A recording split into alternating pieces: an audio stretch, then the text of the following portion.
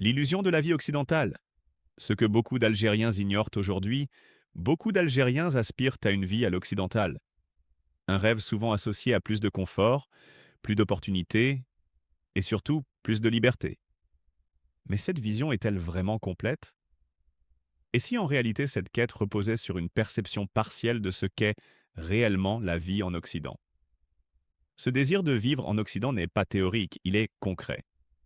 On le voit notamment à travers les migrations, parfois illégales, où certains prennent des risques extrêmes, allant jusqu'à mettre leur vie en danger sur des embarcations de fortune. Ce choix n'est pas anodin. Il traduit une volonté forte, celle d'accéder à un mode de vie perçu comme meilleur. Mais ce que beaucoup ignorent, c'est que cette vie occidentale a un prix. Et ce prix ne se limite pas au coût de la vie. Dans de nombreux pays occidentaux, la société est encadrée par un nombre croissant de règles, de normes et de contrôles.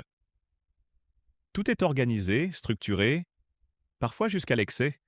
Ce cadre apporte de la sécurité, certes, mais il réduit aussi certaines formes de liberté individuelle.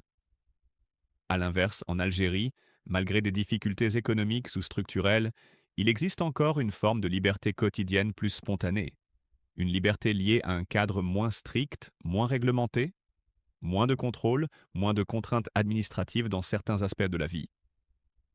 Cela ne signifie pas que tout est parfait, mais simplement que certaines libertés, souvent banales en apparence, sont en réalité précieuses. Prenons un exemple simple, le camping.